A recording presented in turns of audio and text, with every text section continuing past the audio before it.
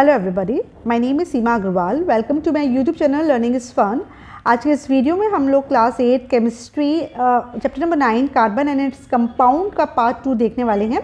Part 1 में हमने discuss किया था कि कार्बन जो एलिमेंट है उसका सिंबल क्या है, एटॉमिक नंबर, मास नंबर क्या है, वैलेंसी क्या है। अक्रेंस ऑफ कार्बन भी हमने डिस्कस किया था। मेन कंपाउंड्स ऑफ कार्बन को डिस्कस किया था कि कंपाउंड कार्बन के दो प्रकार के कंपाउंड्स होते हैं, ऑर्गेनिक कंपाउंड्स और इनऑर्गेनिक कंपाउंड्स। उसके बारे में हमने जाना था और कुछ केमिकल प्रॉपर्टीज़ देखी थी कार्बन की, जैसे कि कार्बन अलग अलग एलिमेंट्स के साथ रिएक्ट करके किस तरीके से कंपाउंड बनाता है वो। आज के इस वीडियो में हम लोग देखने वाले हैं एलोट्रोप्स ऑफ कार्बन के बारे में कि एक्चुअली में एलोट्रोप्स होते क्या हैं और कार्बन के कितने एलोट्रोप्स होते हैं, उनकी क्या प्रॉपर्टीज़ होती हैं और क्या यूसेज होता है। ठीक है, तो आज के इस वीडियो को स्टार्ट करते हैं। हम जानते हैं कि एलोट्रोपी होती क्या है और कार्बन के कौन कौन से एलोट्रोप्स हैं और उनकी क्या प्रॉपर्टीज़ और यूसेज हैं। तो चलिए आज का वीडियो हम स्टार्ट करते हैं। एलोट्रोप्स ऑफ कार्बन, एलोट्रोप्स का मतलब क्या होता है, अगर कोई भी एलिमेंट अलग अलग फिजिकल फॉर्म में एग्जिस्ट कर रहा है, मतलब उनका फिजिकल फॉर्म डिफरेंट है अगर किसी भी एलिमेंट का, तो वो उस एलिमेंट के एलोट्रोप्स कहलाते हैं। ठीक है ना। जैसे कि एलोट्रोप्स क्या होते हैं, उनकी जो केमिकल प्रॉपर्टीज़ होती है ना, जितने भी एलोट्रोप्स किसी भी एलिमेंट के एलोट्रोप्स पाए जाएंगे ना, तो उनकी जो केमिकल प्रॉपर्टीज़ होती है वो सेम होती है, लेकिन उनकी जो फिजिकल प्रॉपर्टीज़ होती है वो डिफरेंट होती हैं। मतलब वो देखने में एक ही एलिमेंट है लेकिन वो देखने में उसका रूप अलग अलग होगा। ठीक है, लेकिन उनका अगर केमिकल प्रॉपर्टीज़ देखोगे, आप केमिकल रिएक्शंस करवाओगे तो सब सेम आएंगी, लेकिन आप उसकी फिजिकल प्रॉपर्टीज़ को देखोगे तो डिफरेंट होती हैं। तो जब एक ही एलिमेंट के अलग अलग फिजिकल फॉर्म्स या अलग अलग रूप होता है तो उन फिजिकल फॉर्म्स को हम उस एलिमेंट के एलोट्रोप्स कहते हैं और इस फिनोमेना को हम एलोट्रोपी कहते हैं। तो the phenomena of existence of an element in more than one form, अगर कोई भी एलिमेंट एक से ज़्यादा फॉर्म में एग्जिस्ट कर रहा है जिसका फिजिकल स्टेट सेम है, केमिकल प्रॉपर्टीज डिफरेंट है, तो उस फिनोमेना को हम एलोट्रोपी कहते हैं। तो कार्बन भी एक ऐसा एलिमेंट है जो एलोट्रोपी शो करता है, जिसके बहुत सारे एलोट्रोप्स होते हैं। तो उसको हम आज अभी हम डिस्कस करने वाले। कार्बन के दो एलोट्रोपिक फॉर्म होते हैं, एक होता है क्रिस्टलाइन फॉर्म और एक होता है अमॉर्फस फॉर्म। मतलब कार्बन जो होता है आपके क्रिस्टल्स के रूप में और अमॉर्फस रूप में पाया जाता है। तो कार्बन के दो एलोट्रोपिक फॉर्म्स होते हैं, crystalline form and amorphous form. Crystalline forms मतलब होता है जब कार्बन के वेल डिफाइंड ज्योमेट्रिकल शेप होता है, जैसे शुगर के आपने क्रिस्टल्स देखे ना, शुगर के क्रिस्टल के क्यूब्स होते हैं, तो वेल डिफाइंड उनका ज्योमेट्रिकल शेप होता है, इसको क्रिस्टलाइन स्ट्रक्चर कहते हैं। लेकिन अगर वेल डिफाइंड शेप नहीं है तो वो फिर क्या कहलाता है, अमॉर्फस कहलाता है। तो कार्बन क्रिस्टल्स के रूप में भी प्रेजेंट रहता है और अमॉर्फस के रूप में भी प्रेजेंट रहता है। जो क्रिस्टलाइन फॉर्म होता है कार्बन का वो 3 प्रकार का होता है, डायमंड, ग्रेफाइट और फुलरीन। ये तीनों के तीनों, भले ही आप डायमंड की बात करो या ग्रेफाइट या फुलरीन, ये तीनों के तीनों क्या है, ये कार्बन के ही एलोट्रोप्स हैं। और कार्बन के कौन से एलोट्रोप्स हैं, क्रिस्टलाइन एलोट्रोप्स हैं, यानी कि इन सबका वेल डिफाइंड ज्योमेट्रिकल शेप होता है ना। डायमंड हो, ग्रेफाइट हो या फुलरीन हो, देखने में तीनों आप एकदम डिफरेंट होते हैं एक दूसरे से, लेकिन इनकी केमिकल प्रॉपर्टी सेम है क्योंकि ये एक ही एलिमेंट से बने हैं और वो क्या है, कार्बन। ठीक उसी तरीके से जो कार्बन का अमॉर्फस फॉर्म भी होता है, कार्बन आपको चारकोल के रूप में भी मिलता है, भले ही वो आप would charcoal, bone charcoal, animal charcoal या शुगर चारकोल हो। साथ में कोक के रूप में भी प्रेजेंट रहता है, गैस कार्बन, लैम्प ब्लैक और कोल। तो ये नाम अलग अलग हैं क्योंकि ये सारे सब जो जितने भी चीज़ें हैं ये सबके फिजिकल फॉर्म अलग है, लेकिन ये सारे के सारे तुम्हारे कार्बन के ही एलोट्रोप्स हैं। तो अगर पूछा जाए कि कार्बन के एलोट्रोप्स क्या होते हैं, तो कार्बन के एलोट्रोप्स को 2 ब्रॉड कैटेगरी में डिवाइड किया है, क्रिस्टलाइन फॉर्म और अमॉर्फस फॉर्म। क्रिस्टलाइन फॉर्म के बारे में पूछें तो आप बताइएगा कि कार्बन के 3 क्रिस्टलाइन एलोट्रोप्स होते हैं, डायमंड, ग्रेफाइट और फ्लोरीन। और अमॉर्फस फॉर्म में कार्बन के कई सारे एलोट्रोप्स होते हैं, जैसे कि charcoal, coke, gas carbon, lamp black and coal. तो अब हम इन एलोट्रोप्स को डिटेल में पढ़ने वाले हैं। ठीक है, all forms of carbon differ in their physical properties but they all produce carbon dioxide with release of heat when burned in presence of oxygen. जितने भी ये तुम्हारे एलोट्रोप्स होते हैं कार्बन के, इनकी फिजिकल प्रॉपर्टी अलग है। देखो, डायमंड, ग्रेफाइट, फुलरीन, ये तीनों के तीनों हैं तो कार्बन ही, लेकिन डायमंड और ग्रेफाइट एकदम ही डिफरेंट होते हैं। चलो आप फुलरीन नहीं जानते हो, लेकिन डायमंड और ग्रेफाइट तो आप जानते हो, जो पेंसिल के अंदर की लेड होती है वो ग्रेफाइट है। डायमंड आपने देखे ही हुआ है, हमारे रिंग्स वगैरह में लगा रहता है। तो जो डायमंड होता है और जो ग्रेफाइट होता है वो दोनों ही कार्बन हैं, लेकिन दोनों देखने में एकदम अलग हैं, उनकी फिजिकल प्रॉपर्टीज एकदम डिफरेंट होती हैं। लेकिन अगर इन दोनों को ही अगर आप ऑक्सीजन में अगर आप बर्न करोगे तो ये दोनों ही जल के क्या बना लेंगे, कार्बन डाइऑक्साइड बना लेंगे। कहने का मतलब क्या होता है कि एलोट्रोप्स की जो केमिकल प्रॉपर्टीज होती हैं वो सेम होती हैं, भले ही वो सामने देखने में डिफरेंट होते हैं, लेकिन केमिकली वो केमिकल प्रॉपर्टीज उनकी सेम होती हैं। ठीक है। तो सबसे पहले हम क्रिस्टलाइन फॉर्म ऑफ कार्बन को डिस्कस करने वाले हैं और इसमें हम सबसे पहले डायमंड को डिस्कस कर रहे हैं कि डायमंड क्या होता है। जो डायमंड जो है it is a purest form of carbon, है ना। जितने भी एलोट्रोप्स कार्बन के पाए जाते हैं उसमें सबसे ज़्यादा प्योरेस्ट फॉर्म क्या है, diamond. Diamond is the purest form of carbon. It is the hardest known naturally occurring substance. सबसे ज़्यादा नेचुरली, सबसे ज़्यादा जो हार्डेस्ट मटेरियल नेचुरली जो एग्जिस्ट करता है वो क्या है, डायमंड, है ना। कार्बन का सबसे प्योर फॉर्म, अगर आप चारकोल ले लो, कोक ले लो, ग्रेफाइट ले लो, फ्लोरीन ले लो, डायमंड ले लो, अगर इन सबको कंपेयर करोगे तो सबसे प्योर फॉर्म क्या होता है कार्बन का, डायमंड होता है। और ये सबसे हार्डेस्ट नेचुरली अकरिंग सब्सटेंस है। It can therefore be cut only by another diamond. तो इसलिए डायमंड को आप नाइफ के द्वारा या किसी और के टूल के द्वारा नहीं काट पाते हो। अगर आपको डायमंड के टुकड़े को कट करना है तो इसको कट करने के लिए भी आपको दूसरा डायमंड का टुकड़ा ही लेना पड़ेगा। उसी का टूल, डायमंड से ही बना हुआ जो टूल होगा वही दूसरे डायमंड को काट पाता है। Some diamonds have different colours such as grey, brown, black और पिंक। अधिकतर डायमंड तो तुमने देखे होंगे कलरलेस होते हैं, एकदम वाइट शाइनी कलरलेस होते हैं। लेकिन कुछ डायमंड्स होते हैं उनमें कलर होता है, ग्रे कलर का डायमंड भी होता है, ब्राउन, ब्लैक और पिंक होता है। लेकिन अगर ये कलर्स अगर डायमंड में प्रेजेंट है इसका मतलब क्या है, उस डायमंड में इम्प्योरिटीज़ है, ठीक है ना। तो अगर उनमें इम्प्योरिटीज़ प्रेजेंट होंगी, जिस प्रकार की इम्प्योरिटीज़ प्रेजेंट होती है डायमंड का कलर उस प्रकार का हो जाता है ना, ग्रे कलर का या ब्राउन, ब्लैक और पिंक। लेकिन जो प्योर डायमंड होता है और सबसे महंगा जो डायमंड होता है वो आपका हमेशा कलरलेस होता है और बहुत ही शाइनी होता है, ठीक है। Diamond bearing rocks are called kimberlite. क्या होता है, आपको अर्थ क्रस्ट से डायमंड मिलता है ना। डायमंड की तो खदानें होती हैं, जैसे अपने एमपी में पन्ना एक जगह है, वहाँ पर भी तुम्हारी जो है डायमंड पाया जाता है। तो वहाँ खदानें हैं, उनको जब खोदते हैं तो ज़मीन में डायमंड के पत्थर निकलते हैं। वो जो डायमंड के, जैसे आप इस पिक्चर में देख रहे हो डायमंड का पत्थर है, इस पत्थर को हम बोलते हैं किम्बरलाइट। अब इस पत्थर को प्योरीफाई किया जाता है, इसको साफ़ किया जाता है, इसको तराशा जाता है, तब जाके इसमें छोटा सा टुकड़ा डायमंड का निकलता है। और उसी छोटे से टुकड़े, डायमंड के छोटे से टुकड़े की बहुत ज़्यादा कीमत होता है। डिपेंड करता है कि वो जो छोटा सा टुकड़ा आपको मिला प्योरीफाई करने के बाद उसमें कितनी ज़्यादा प्योरिटी है। जितना ज़्यादा प्योर फॉर्म होगा उतना महंगा होता है डायमंड और उतना ही वो कलरलेस और शाइनी हो जाता है, राइट। तो जो डायमंड के जो पत्थर होते हैं वो किम्बरलाइट कहलाते हैं, क्योंकि डायमंड के पत्थर अधिकतर आपको साउथ अफ्रीका की किम्बरली जगह में देखने को मिलते हैं। तो किम्बरली शब्द से ही इन पत्थरों का नाम क्या आया है, किम्बरलाइट, राइट। तो किम्बरलाइट क्या है, वो पत्थर जिनमें डायमंड होता है और जिन पत्थरों को प्योरीफाई करके डायमंड को एक्सट्रैक्ट करते हो, ठीक है।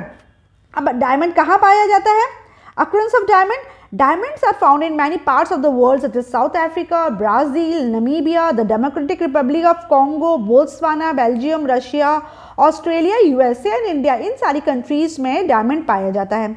सबसे ज़्यादा जो डायमंड होता है वो साउथ अफ्रीका में पाया जाता है। South Africa produces and supplies nearly 70% of the world's demand for diamonds, ठीक है ना। पूरी दुनिया की सबसे ज़्यादा जो डिमांड को फुलफिल करता है, डायमंड की डिमांड को फुलफिल करता है वो क्या है, साउथ अफ्रीका। करीब 70% डायमंड्स जो होता है वर्ल्ड का वो साउथ अफ्रीका से ही आता है। इंडिया में भी डायमंड्स पाए जाते हैं और कर्नाटका के गोलकुंडा में पाया जाता है डायमंड, या मध्य प्रदेश के पन्ना में। जैसे मैंने आपको बताया ना कि मध्य प्रदेश में पन्ना एक जगह हमारे झांसी के पास ही है पन्ना, और यहाँ पे डायमंड्स पाए जाते हैं। यहाँ पे डायमंड की खदानें हैं, तो उस पर से डायमंड को फिर एक्सट्रैक्ट किया जाता है, ठीक है।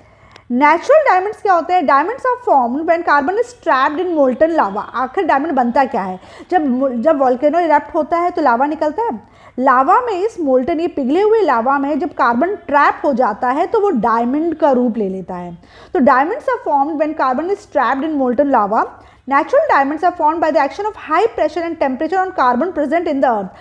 अर्थ में जो कार्बन प्रेजेंट है, जब उसके ऊपर बहुत हाई टेम्परेचर और हाई प्रेशर से वो होके गुजरता है वो carbon at a depth of about 150 kilometre, तो आपका वो कार्बन किस में कन्वर्ट हो जाता है, डायमंड में।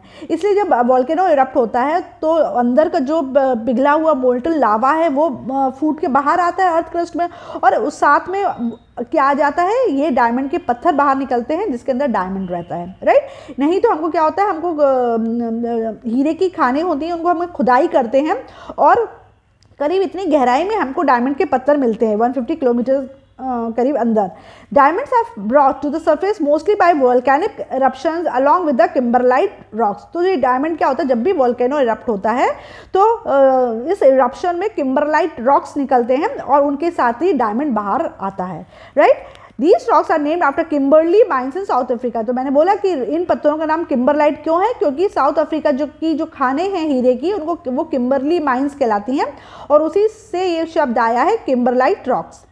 India was once famous for Kohinoor diamond that was found in Vajrakarur, Andhra Pradesh. It now adorns the crown of the British Queen. आपको पता है कि इंडिया का जो कोहिनूर हीरा है वो बहुत फेमस है। वो कहाँ पाया गया था? वो आंध्र प्रदेश का हीरा था और इसको अब आज की डेट में ये ब्रिटिश क्वीन है एलिजाबेथ, उनके थ्रोन में, उनके मुकुट में ये हीरा लगा हुआ है, ठीक है ना। तो ये अब हमारे कस्टडी में नहीं है कोहिनूर जो हीरा है, ये कोहिनूर हीरा आज के डेट में ब्रिटिश क्वीन का जो क्राउन है उसमें ये स्टडेड है, ठीक है। तो सबसे महंगा जो बेशकीमती जो हीरा कोहिनूर है वो इंडिया का ही है, ठीक है।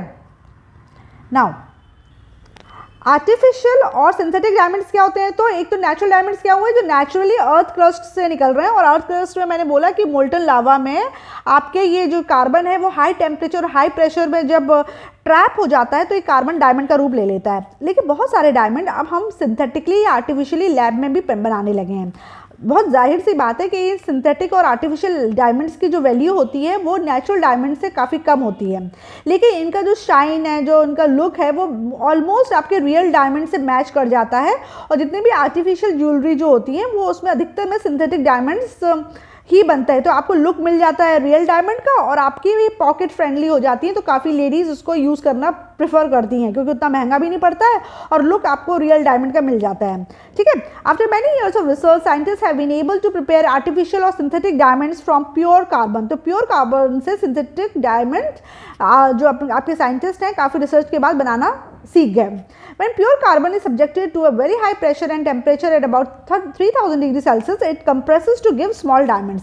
जब प्योर कार्बन को बहुत हाई प्रेशर और हाई टेम्परेचर से आप जब गुजारते हो, जब आपको प्योर कार्बन लेना है क्योंकि जितना प्योर कार्बन होगा उतना ही सुंदर आपका डायमंड बनेगा, उतना ही कलरलेस डायमंड बनेगा। तो जब आप प्योर कार्बन को बहुत हाई प्रेशर और हाई टेम्परेचर करीब 3000 डिग्री सेल्सियस टेम्परेचर से गुजारते हो, कंप्रेस करते हो, तो छोटे छोटे डायमंड्स क्रिएट होते हैं। ये जो आर्टिफिशियल डायमंड्स है इनका इस्तेमाल होता है for making cutting and grinding tools, क्योंकि आपको पता है हीरा ही हीरा को काट पाता है। तो जो कटिंग और ग्राइंडिंग टूल्स होते हैं वो भी डायमंड के ही बने होते हैं और वो डायमंड फिर रियल डायमंड नहीं होता है, वो हम इस तरीके से आर्टिफिशियल बनाते हैं क्योंकि इन डायमंड की कीमत होती है नेचुरल डायमंड से कम होती है, तो हम ईजिली उन टूल्स को यूज़ कर सकते हैं। The chemical properties of natural and diamond and artificial diamonds are the same. इनकी केमिकल प्रॉपर्टीज दोनों की सेम है क्योंकि आर्टिफिशियल डायमंड भी आपका कार्बन का बना हुआ है और प्योर डायमंड भी आपका कार्बन का बना हुआ है, तो इनकी प्रॉपर्टीज सेम होती हैं, ठीक है। स्ट्रक्चर कैसा होता है डायमंड का? जैसे आप फिगर में देख रहे हो डायमंड का structure, each carbon atom is in diamond is linked to 4 other carbon atoms by strong covalent bond. हर एक कार्बन एटम, सपोज करो आप ये सेंटर वाला कार्बन एटम ले लो, वो आपके 4 कार्बन एटम से जुड़ा हुआ, 1 2 3 4, ठीक है। ऐसा आपने ये वाला लिया तो ये भी आपको 4 जगह आपको जुड़ा होगा, 1 2 3 4। तो हर कार्बन एटम क्या होता है, हर कार्बन एटम होता है 4 कोवेलेंट बॉन्ड से जुड़ा हुआ होता है। The 4 surrounding carbon atoms are at the 4 vertices of a regular tetrahedron. तो एक रेगुलर टेट्राहेड्रन के 4 वर्टिसेस में ये जुड़े रहते हैं तुम्हारा, ठीक है। द कार्बन एटम्स आर दस हेल्ड फर्मली इन प्लेस। इसलिए जो कार्बन एटम है एकदम स्ट्रांगली ये अपनी जगह पे फिक्स है क्योंकि ये चार तरफ से इसको लोग अपनी तरफ पुल कर रहे हैं ना, तो ये अपनी पोजीशन में फिक्स हो गया, लॉक हो गया, तो यहाँ वहाँ हिलता नहीं। इसकी वजह से ना जो डायमंड होता है वो बहुत रिजिड इसका स्ट्रक्चर हो जाता है, इसलिए diamond is the hardest known element.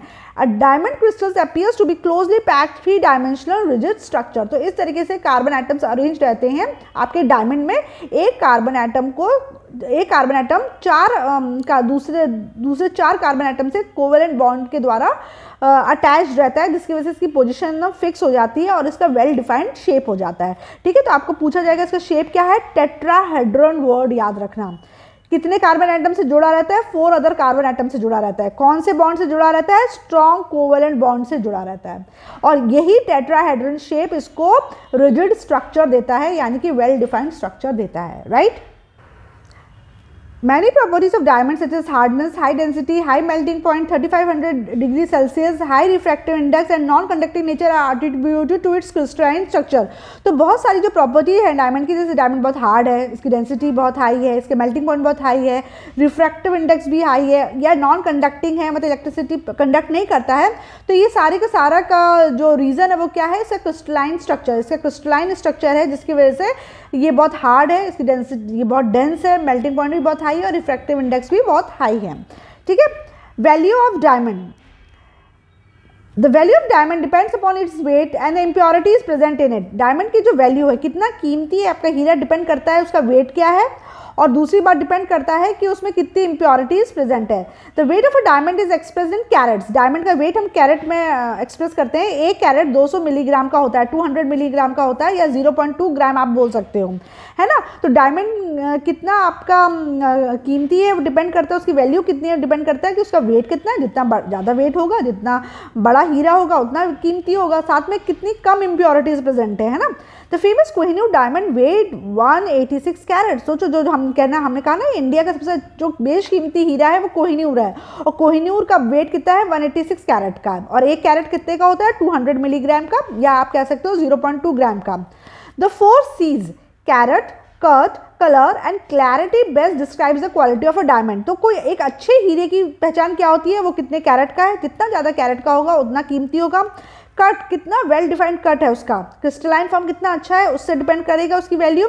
Colour, जितना ज़्यादा कलरलेस होगा उतना ज़्यादा, और जितनी ज़्यादा क्लैरिटी होगी, एकदम साफ दिख रहा होगा, उतना ज़्यादा उस डायमंड की क्वालिटी हाई मानी जाती है।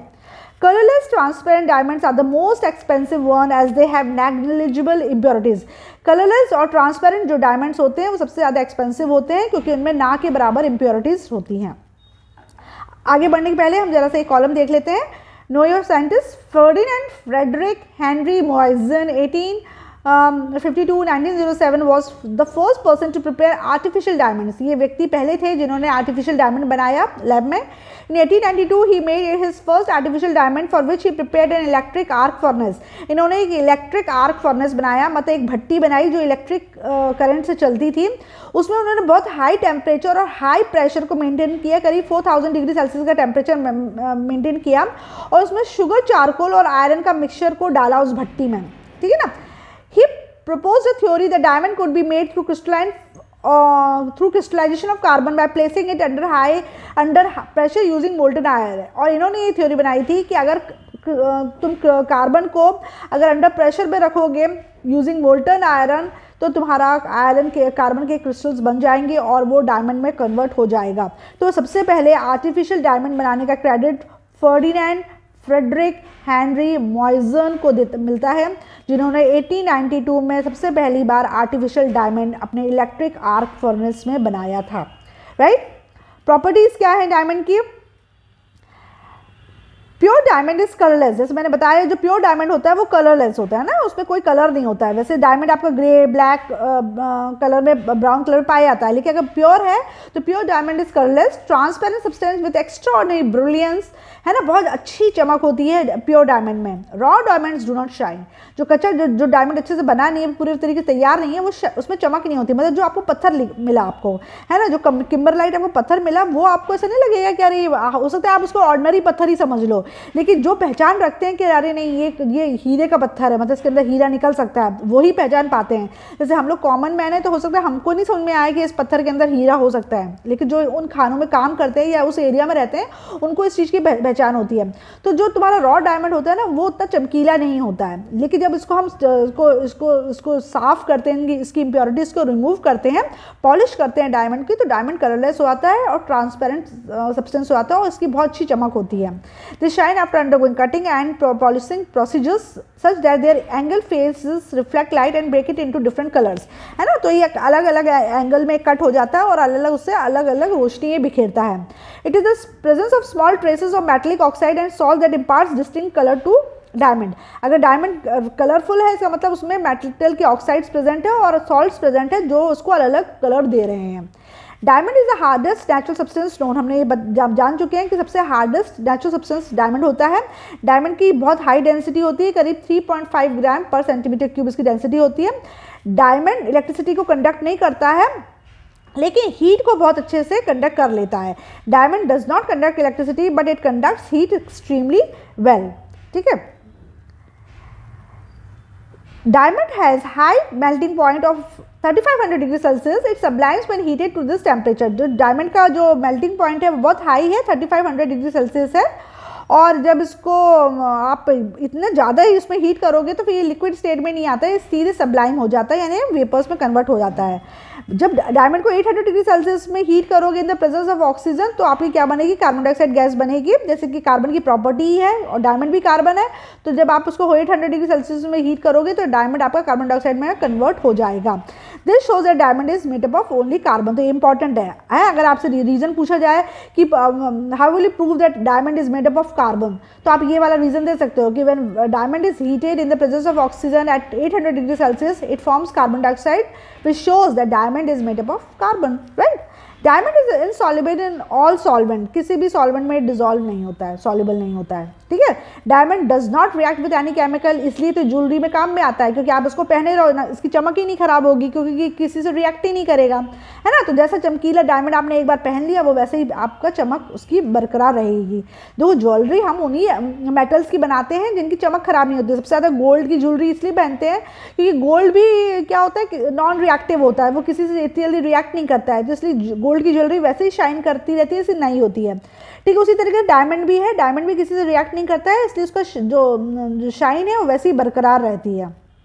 ठीक है, thirst for knowledge, black diamonds are the hardest of all, है ना। जैसे अगर जो ब्लैक डायमंड पाया जाता है वो सबसे ज़्यादा हार्ड होता है। जैसे डायमंड बहुत सारे हैं, कलरलेस है, ग्रे है, ब्राउन है, ब्लैक है, तो जो ब्लैक डायमंड होता है वो सारे हीरे में सबसे ज़्यादा हार्ड वही होता है। Diamond is transparent to visible light and X-rays. X-ray और विजिबल लाइट के लिए डायमंड क्या होता है, ट्रांसपेरेंट होता है, मतलब लाइट आर पार हो जाती है। Using X-ray we can differentiate between a fake diamond and a real one, है ना। तो ये एक तरीका होता है पहचान करने के लिए कि हीरा असली है कि नकली है। अगर आप उसमें एक्सरे की रे पास करेंगे और अगर वो पास हो गई तो इसका मतलब हीरा क्या है, असली है, अदरवाइज वो क्या होता है, नकली होता है। तो इस तरीके से जो हीरे के व्यापारी होते हैं वो अपना हीरा पहचानने की परख वो इस तरीके से करते हैं। यूजेस ऑफ डायमंड, डायमंड के क्या यूज़ हैं। Diamonds are used in instruments like glass cutters and rock drilling equipments, है ना। ग्लास काटने के लिए जो कटर का इस्तेमाल होता है उसमें भी डायमंड लगा होता है। जाहिर सी बात है आर्टिफिशियल डायमंड ही लगा होगा। जो रॉक ड्रिलिंग इक्विपमेंट्स होते हैं वो भी डायमंड के बने रहते हैं। Diamonds are use for making jewellery, ये तो सबसे कॉमन है, सबसे ज़्यादा तो डायमंड की ज्वेलरी बनती है बिकॉज उसका एक्स्ट्रा ऑर्डिनरी ब्रिलियंस होता है, बहुत ज़्यादा चमक होती है जो कि लोगों को अच्छी लगती है और ज्वेलरी के रूप में पहनना पसंद करते हैं। डायमंड्स को आई सर्जन्स भी यूज़ करते हैं सर्जिकल टूल्स के रूप में to perform certain eye surgery with great precision, क्योंकि बहुत बारीकी से सर्जन को काम करना पड़ता है ना, बहुत बारीकी से कट लगाना पड़ता है, इंसिजन्स वगैरह देने पड़ते हैं। तो इसमें जो टूल होता है ना उसकी शार्पनेस जो क्रिएट की जाती है वो डायमंड से क्रिएट की जाती है। तो हम कह सकते हैं कि सर्जिकल टूल्स भी आपके डायमंड से बनते हैं। Diamond dust is use for polishing other diamonds and valuable stone, दूसरे कीमती स्टोन्स को चमकाने के लिए और डायमंड्स को चमकाने के लिए डायमंड्स की डस्ट का इस्तेमाल किया जाता है। Diamonds can withstand high radiation in space and are used for making protective windows for spacecraft and satellite. इसके अलावा स्पेसक्राफ्ट और सैटेलाइट की जो विंडोज़ होती हैं वो भी डायमंड से बनती हैं, क्योंकि डायमंड कितना भी हाई रेडिएशन को झेल सकता है। ठीक है, तो इसलिए स्पेशली हम स्पेसक्राफ्ट और सैटेलाइट की जो विंडो होती है वो डायमंड से बनाते हैं, राइट। तो ये सारे यूजेस थे डायमंड के। तो हमने अभी एक क्रिस्टलाइन फॉर्म डायमंड के बारे में डिटेल पढ़ लिया है। अब हम नेक्स्ट क्रिस्टलाइन फॉर्म पढ़ते हैं कार्बन का, वो क्या है, ग्रेफाइट। ठीक है, कि ग्रेफाइट क्या होता है। Graphite is a grayish black opaque substance. It is lighter than diamond. Graphite derives its name from the Greek word graphene, which means to write. जो ग्रेफाइट होता है वो कार्बन का ही एलोट्रोप है, क्रिस्टलाइन एलोट्रोप है, और ये ग्रेइश ब्लैक होता है। आपने देखा पेंसिल के अंदर जो लेड होती है वो ग्रेइश ब्लैक होती है, वो एक्चुअली ग्रेफाइट की ही बनी होती है। ये डायमंड से जो ग्रेफाइट होता है डायमंड से लाइट होता है, और ग्रेफाइट जो शब्द है वो अपने आप से एक ग्रीक वर्ड ग्रेफीन से आया है, और ग्रेफीन का मतलब होता है राइट। चूँकि पेंसिल के अंदर जो लेड रहती है वो ग्रेफाइट से बनी होती है, इसलिए इसका नाम ग्रेफाइट रखा हुआ है। The lead use in a pencil is prepared by mixing graphite with clay. तो ग्रेफाइट को जब क्ले यानी कि मिट्टी से मिलाते हो तो फिर वो पेंसिल की लीड बनती है और उससे आप फिर लिखते हो, वो मार्क छोड़ती है पेपर पे, है ना। अक्रंस ऑफ ग्रेफाइट, ग्रेफाइट कहाँ पाया जाता है? ग्रेफाइट श्रीलंका और साइबेरिया दोनों जगह पाया जाता है naturally. It also occurs in Russia, southern hemisphere in New Zealand, northern hemisphere in California, United states of America and India. तो इन सारी जगह पर वो ग्रेफाइट पाया जाता है, साथ में हमारी इंडिया में भी ग्रेफाइट पाया जाता है। ठीक है।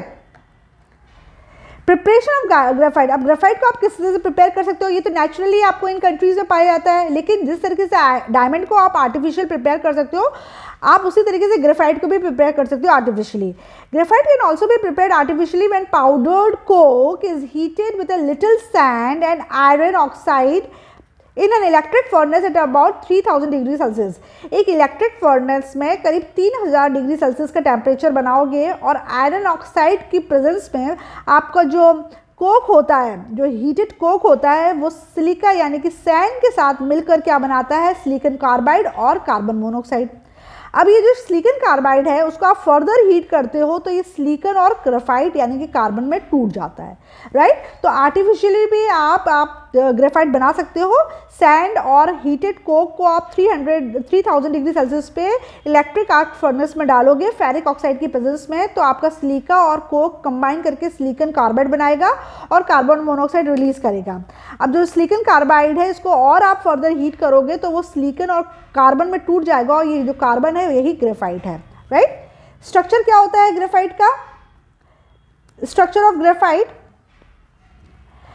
A graphite crystal consists of layers of carbon atoms और sheets of carbon atoms। आपने देखा था कि डायमंड का तो टेट्राहेड्रन शेप था, लेकिन जो ग्रेफाइट के जो होते हैं उसमें कार्बन की लेयर्स होती है, ऐसे लेयर्स के रूप में आपके ग्रेफाइट होता है ना, इसलिए जो ग्रेफाइट होता है वो डायमंड जितना हार्ड नहीं होता है। तो graphite crystal consist of layers of carbon atoms और sheets of carbon atoms. Each carbon atom in every layer is joint to 3 carbon atoms. Diamond के केस में देखा था कि हर एक कार्बन चार कार्बन एटम से जुड़ा हुआ होता है ना। हर एक कार्बन एटम आपका 4 कार्बन एटम से जुड़ा हुआ था, आपने डायमंड की केस में देखा था। लेकिन ग्रेफाइट के केस में एक कार्बन एटम 3 से जुड़ा होता है, जैसे ये वाला कार्बन एटम एक इससे और एक नीचे वाले से, है ना। ये वाला कार्बन एटम एक नीचे वाले से और एक इधर से और एक इधर से, तो 3 बॉन्ड से जुड़ा रहता है। ग्रेफाइट के केस में आपका कार्बन एटम 3 बॉन्ड से जुड़ा रहता है, जबकि डायमंड के केस में 4 जगह से जुड़ा रहता है। Each carbon atom in every layer is joint to 3 other carbon atoms by strong covalent bonds to form a flat hexagonal ring. Diamond का जो शेप था वो टेट्राहेड्रन था, जबकि ग्रेफाइट का जो शेप होता है हेक्सागोनल रिंग। 6 कार्बन की रिंग रहती है, तो 1 2 3 4 5 6 है ना। फिर जैसे 1 2 3 4 5 6, तो ऐसे 6 कार्बन एटम की रिंग्स रहती हैं और फिर इन रिंग्स की भी लेयर रहती हैं। The various layers of carbon atom and graphite are quite far apart so that no covalent bond can exist between them and are held together by the weak forces। और ये वाली जो layer है carbon की वो दूसरी layer से दूर है, दूसरी लेयर तीसरी लेयर से दूर है। अब ये जो कार्बन एटम जो जुड़े हुए हैं आपस में, ये कोवेलेंट बॉन्ड से नहीं जुड़े हुए हैं, ये एक वीक बॉन्ड से जुड़े हुए हैं। इसलिए जो ग्रेफाइट का जो स्ट्रक्चर होता है वो आपके डायमंड से कम हार्ड होता है। They can slide over one other, तो ये लेयर्स आपस में स्लाइड कर लेती हैं। Due to sheet like structure graphite is comparatively soft substance. ये जो शीट जैसा स्ट्रक्चर है ना, लेयर्स में जो स्ट्रक्चर है, इसके वजह से ग्रेफाइट जो होता है वो आपका डायमंड के कंपैरिजन में सॉफ्ट होता है, ठीक है। In graphite crystals, each carbon atom is joined to only 3 other carbon atoms by covalent bond. Thus, only the 3 valence electrons of each carbon atom in graphite are used in bond formation. तो आपके graphite के case में आपका 3 ही जगह covalent bond बनते हैं carbon के। जो 4th वैलेंस इलेक्ट्रॉन होता है कार्बन का वो फ्री होता है मूव करने के लिए। इन फ्री इलेक्ट्रॉन्स के चक्कर में ही जो ग्रेफाइट होता है वो इलेक्ट्रिसिटी कंडक्ट करता है। जबकि ये जो फ्री इलेक्ट्रॉन्स हैं 3 तो तुम्हारे हो गए कोवेलेंट बॉन्ड में बन गए, लेकिन आपके तुम्हारा एक जो पेयर है वो आपका रह गया, इससे कोवेलेंट बॉन्ड बना लिया, यहाँ कोवेलेंट बॉन्ड बना लिया, यहाँ बना लिया, जबकि इसके पास तो 4 है। तो ये जो फ्री इलेक्ट्रॉन, इसका चौथा जो इलेक्ट्रॉन बच गया, ये फ्री इलेक्ट्रॉन जो बच गया इसकी वजह से जो ग्रेफाइट होता है वो इलेक्ट्रिसिटी को कंडक्ट कर देता है। तो अगर रीजन में पूछा जाए कि why diamond do not conduct electricity but graphite can, तो you can give this reason, since it has free electron, that is why it can conduct electricity. Properties क्या होती हैं ग्रेफाइट की? Graphite is a grayish black opaque substance with metallic luster। देखने में greyish black होता है, OPEC होता है, यानी कि आर पार इसकी लाइट नहीं पास होती है, और इसमें एक शाइन होती है, यानी कि मेटेलिक लस्टर होता है, मेटल जैसे। जबकि कार्बन क्या है, नॉन मेटल है, लेकिन ग्रेफाइट में एक लस्टर, एक चमक होती है और ये ग्रेइश ब्लैक कलर का ओपेक सब्सटेंस होता है। ग्रेफाइट सॉफ्ट होता है और छूने में स्लिपरी लगेगा। कभी भी आप पेंसिल के लेड छू के देखना, आपको पता चल जाएगा कैसा लगता है। ये गुड कंडक्टर है हीट का भी और इलेक्ट्रिसिटी का भी। डेंसिटी होती है जो ग्रेफाइट की वो 1.9 से 2.3 के बीच में होती है, यानी कि डायमंड की डेंसिटी से कम है।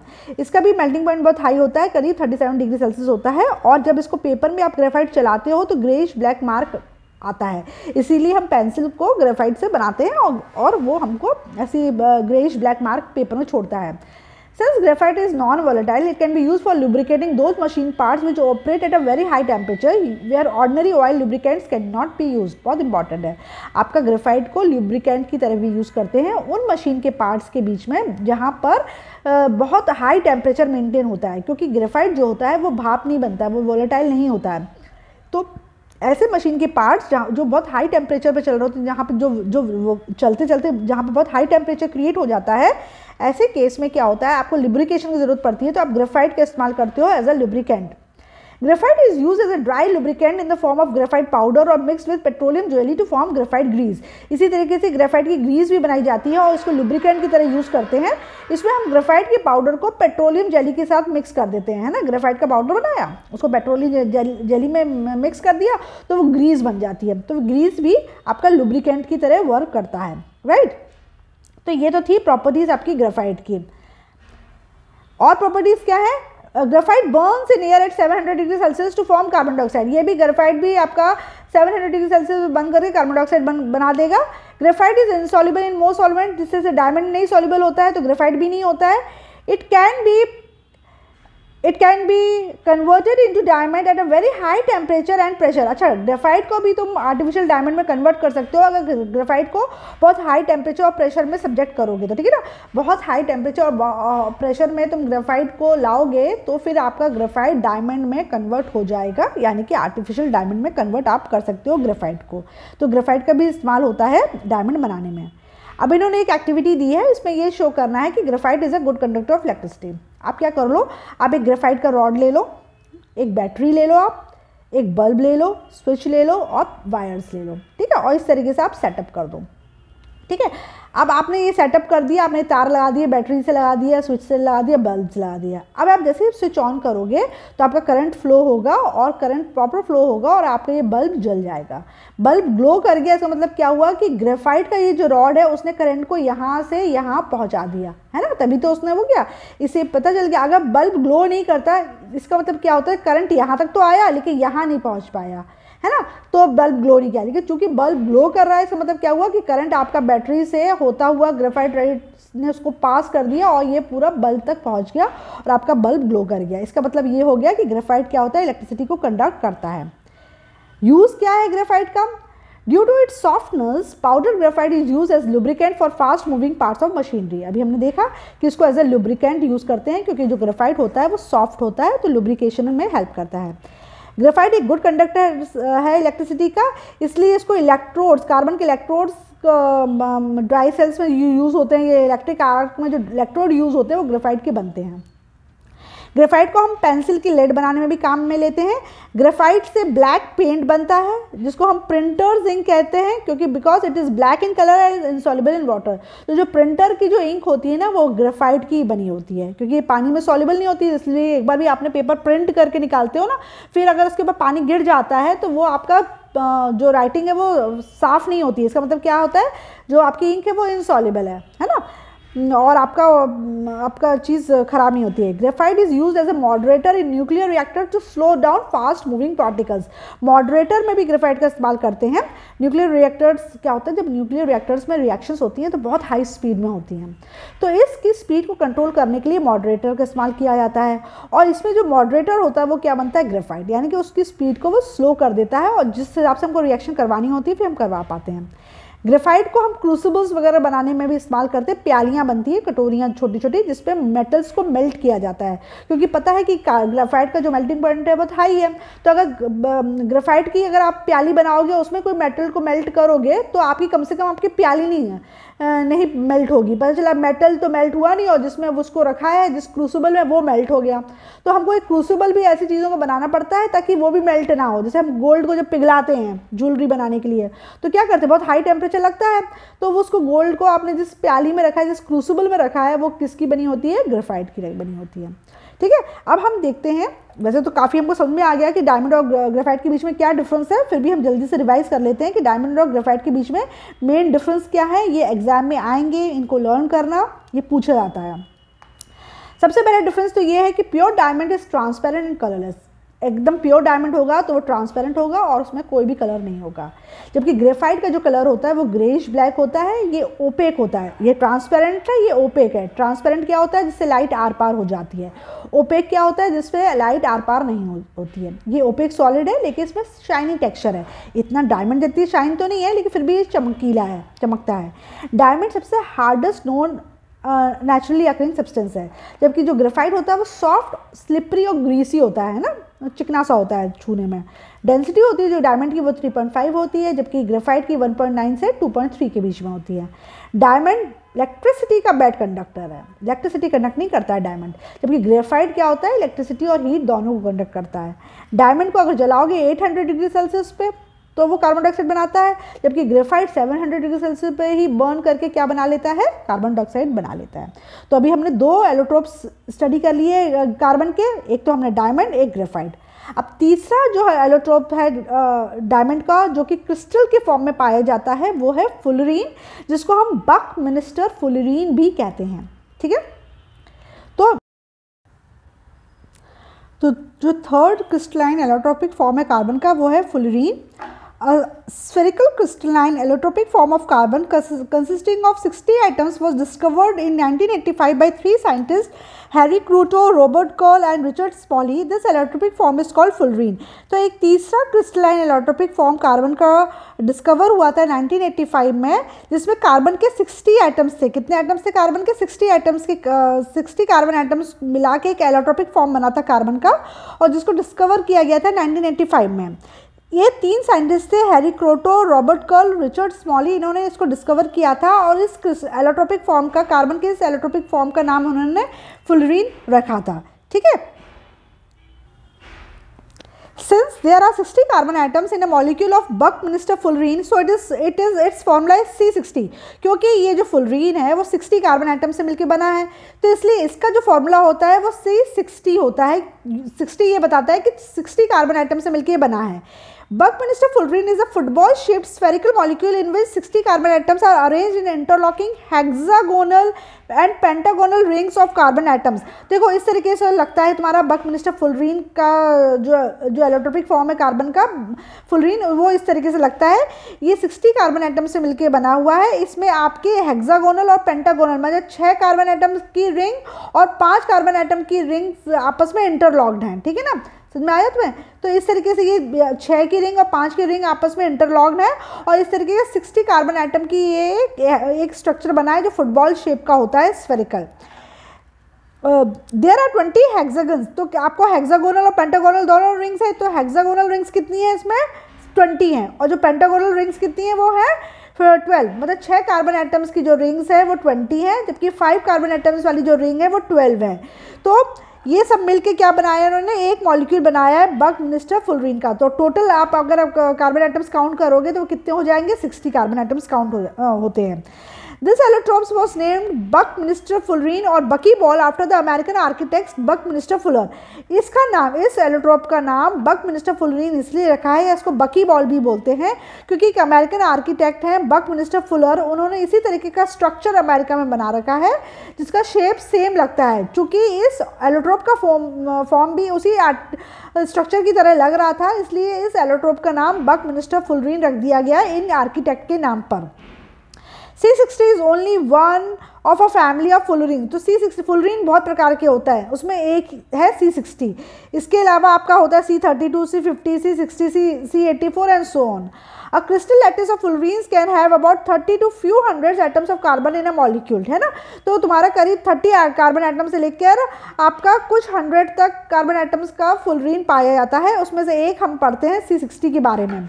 Harry Kroto, Robert Curl and Richard Smalley were awarded the Nobel prize in chemistry in the year 1996 for the discovery of fullerene. और फुलरीन डिस्कवर करने के लिए इन साइंटिस्ट को क्या मिला था, नोबेल प्राइज मिला था। ठीक है, आप समझ गए ना फुलरीन क्या होता है। फुलरीन 60 कार्बन एटम की एक फुटबॉल के शेप का एक एलोट्रॉप होता है कार्बन का। इसमें हेक्सागोनल और पेंटागोनल रिंग्स पाई जाती हैं। हेक्सागोनल 20 रिंग्स होती हैं और पेंटागोनल शेप की 12 रिंग्स होती हैं। ठीक है, एक मॉलिक्यूल में 60 कार्बन एटम्स रहते हैं और ये बकी बॉल भी कहलाती है। ये एक आर्किटेक्ट है बकमिंस्टर फुलरीन, उनके नाम पर ही इसका नाम रखा गया है बकमिंस्टर फुलरीन, क्योंकि इसका शेप और जो स्ट्रक्चर इन्होंने बनाया था आर्किटेक्ट ने, उसका शेप सेम है। तो शेप को ध्यान में रखते हुए इसका नाम भी बकमिंस्टर फुलरीन पड़ गया। प्रॉपर्टीज़ क्या होती हैं बकमिंस्टर फुलरीन की? जो आपका बकमिंस्टर फुलरीन है ये एक डार्क सॉलिड है रूम टेम्परेचर में, डार्क कलर का सॉलिड है और रूम टेम्परेचर में। It differs from the other 2 allotropes of carbon, diamond and graphite. ये डायमंड और ग्रेफाइट से दोनों में देखने में डिफरेंट है ना। आपने डायमंड का शेप देखा था टेट्राहेड्रॉन था, आपने ग्रेफाइट का शेप देखा था हेक्सागोनल था, और जबकि इसका जो है ये इस तरीके से फुटबॉल शेप में है। In fact diamond and graphite are giant molecules which consist of an unending network of carbon atoms. Actually carbon जो डायमंड और ग्रेफाइट है वो जाइंट मॉलिक्यूल्स यानी कि बहुत सारे कार्बन एटम से मिलके बने हुए मॉलिक्यूल्स होते हैं, जबकि जो फुलरीन होता है वो एक छोटा सा 660 कार्बन एटम से मिलके बना हुआ होता है ना। But Buckminster fullerene is a very small molecule made up of only 60 carbon atoms. और प्रॉपर्टीज क्या है इसकी? Just like diamond and graphite Buckminster fullerene also burns on heating to form carbon dioxide. Graphite और diamond की तरह ही Buckminster fullerene को जब आप ऑक्सीजन में हीट करोगे तो कार्बन डाइऑक्साइड बनाएगा। इससे ये पता चलता है कि बकमिंस्टर फुलरीन भी आपका कार्बन से ही बना हुआ है। If we burn Buckminster fullerene in oxygen then only carbon dioxide is formed and nothing is left behind, है ना। तो ये यानी कि बिल्कुल प्योर फॉर्म है। इसको ऑक्सीजन से बर्न करोगे तो सिर्फ और सिर्फ कार्बन डाइऑक्साइड बनती है और कुछ भी नहीं बचता है। दिस शोज दैट कि बकमिंस्टर फुलरीन क्या है, कार्बन का ही बना हुआ है। ये बहुत हार्ड नहीं होता है, बहुत सॉफ्ट नहीं होता है। It is neither very hard nor very soft. ये ऑर्गेनिक सॉल्वेंट में डिसॉल्व हो जाता है, जबकि आपके ग्रेफाइट और डायमंड जो है वो किसी भी सॉल्वेंट में सॉल्युबल नहीं होते हैं, जबकि बकमिंस्टर फुलरीन को आप ऑर्गेनिक सॉल्वेंट में डिसॉल्व कर सकते हो। डायमंड की तरह ये भी बैड कंडक्टर है इलेक्ट्रिसिटी का और उसकी स्पेसिफिक ग्रेविटी 1.8 to 2.1 है, यानी ग्रेफाइट से भी कम इसकी वो है ग्रेविटी, राइट। यूजेस क्या है बकमिंस्टर फुलरीन के? Some compounds of buckminsterfullerene are act as a superconductor. Superconductors को बनाने के लिए हम बकमिंस्टर फुलरीन का इस्तेमाल करते हैं। Since it is a bad conductor of electricity it is used as insulator. ये इंसुलेटर के को बनाने में भी हेल्प होता है इसका। जो फ्लैट स्क्रीन टेलीविजन्स होती हैं वो भी इसकी बनती हैं और it is also use for the treatment of AIDS. तो इसका डिटेल तो हमको नहीं पढ़ना है, बस आपको यूज़ याद रखना है कि सुपर कंडक्टर्स को बनाने में कुछ कंपाउंड आपके बकमिंस्टर फुलरीन के यूज़ होते हैं, इंसुलेटर को बनाने के लिए भी यूज़ होते हैं, फ्लैट स्क्रीन टेलीविजन्स बनाने में यूज़ होती है और एड्स के ट्रीटमेंट में यूज़ होता है। तो यहाँ तक हमने ये टॉपिक को कवर कर लिया है। छोटा सा ब्रेक लेते हैं, देखते हैं कि आपने जो पढ़ा है वो आपको समझ में आया कि नहीं। तो इस एक्सरसाइज को सॉल्व करने की कोशिश करते हैं। तो क्या बोला है, carbon occurs as dash and dash in free state. तो फ्री स्टेट में कार्बन किस तरीके से एग्जिस्ट करता है वो उसमें पूछा गया है। The various physical forms in which an element can exist are called dash of the element. वो अलग अलग जो फिजिकल फॉर्म होते हैं जिसमें तुम्हारा एक एलिमेंट एग्जिस्ट कर सकता है उसको क्या बोलते हैं? तो एलोट्रोप्स कहते हैं ना, एलोट्रोप्स बोलते हैं। पहले वाले का आंसर आप लोग मुझे फर्स्ट वीडियो देख के बताएंगे, ठीक है। इसलिए मैं इसका आंसर जानबूझ के आपको नहीं बता रही हूँ। आप फर्स्ट वाले फिल इन द ब्लैंक्स का अगर आपको आंसर जानना है तो आप मेरा फर्स्ट पार्ट देखिए वीडियो का, आपको ये आंसर पता चल जाएगा। Diamond is dash in all solvent insoluble, है ना, किसी में भी डिसॉल्व नहीं होता है। Dash is a greyish black opaque substance with a metallic lustre. Graphite greyish black होता है, right. Buckminster fullerene was named after the American architect Buckminster Fuller, है ना, उनके नाम के आधार पर इनका नाम रखा गया था बकमिंस्टर फुलर, राइट। तो जितना हमने पढ़ा उतने की एक एक्सरसाइज है। तो आज के इस वीडियो में यहीं तक पढ़ाऊंगी मैं और आपको नेक्स्ट वीडियो में मैं आपको बताऊंगी इसके दूसरे एलोट्रॉप्स यानी कि अमॉर्फस फॉर्म ऑफ कार्बन के बारे में है। तो धीरे धीरे इस टॉपिक को कवर करेंगे क्योंकि ये बहुत बड़ा चैप्टर है, एक साथ पढ़ने में काफ़ी हैवी हो जाएगा। तो नेक्स्ट वीडियो में हम लोग अमॉर्फस फॉर्म ऑफ कार्बन देखेंगे। Right, thank you.